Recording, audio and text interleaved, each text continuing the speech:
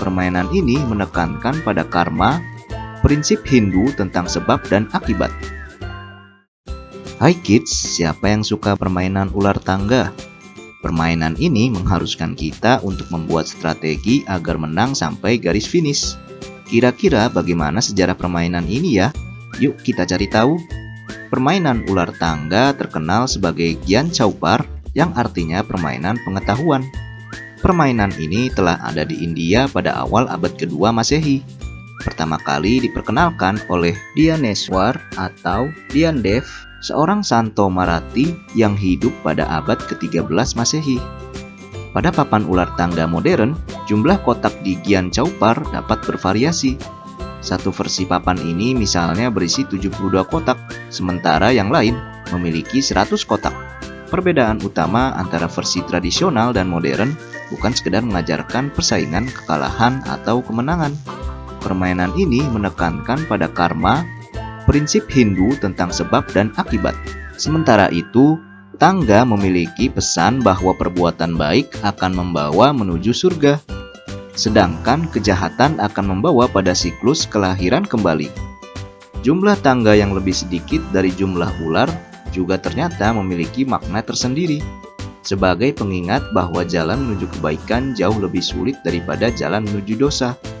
Sebelum kita lanjut videonya, jangan lupa klik tombol subscribe dan tombol loncengnya ya.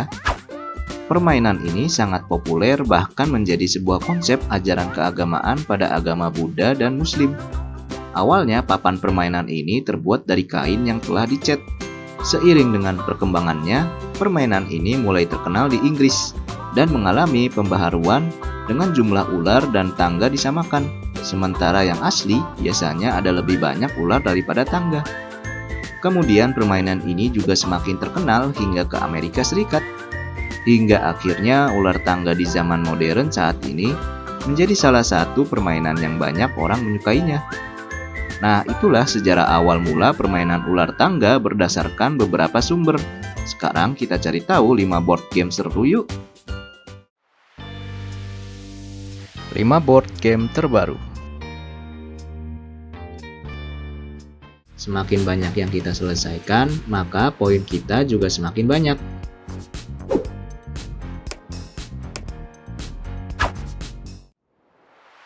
Semakin berkembangnya zaman, pada era milenial banyak game online dengan berbagai platform. Bermain game online ini juga membuat kita jadi bermain online secara random atau bermain dengan siapapun orang dari seluruh dunia.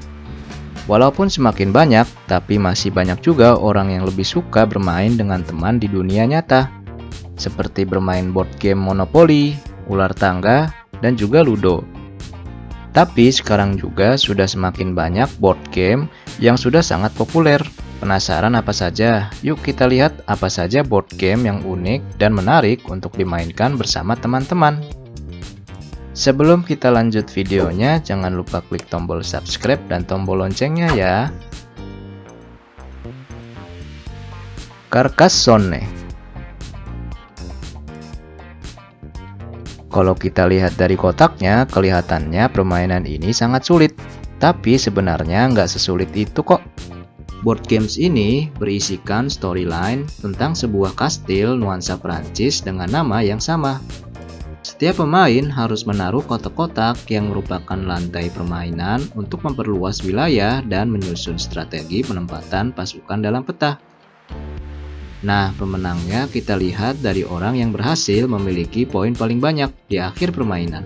Dalam game ini kita harus bisa melatih strategi supaya bisa memenangkan permainan. Selama permainan kita harus mengingat wilayah kita, tipe pasukan yang terbaik seperti apa, dan memikirkan apa yang kira-kira akan musuh lakukan untuk bisa mengalahkannya. Ticket to Ride. Ticket to Ride merupakan game asik yang mengharuskan kita untuk membangun sebuah jalur kereta. Poin kita dihitung dari berapa banyak kereta yang bisa melalui jalur kereta dalam satu waktu. Kita juga memiliki tugas untuk membangun jalur satu kota ke kota yang lainnya. Semakin banyak yang kita selesaikan, maka poin kita juga semakin banyak. Bananagrams. siapa penggemar permainan Scrabble? Kalian bisa jadi akan suka dengan permainan yang satu ini. Selama bermain, kita harus membuat kata-kata. Tapi bedanya nggak bergiliran.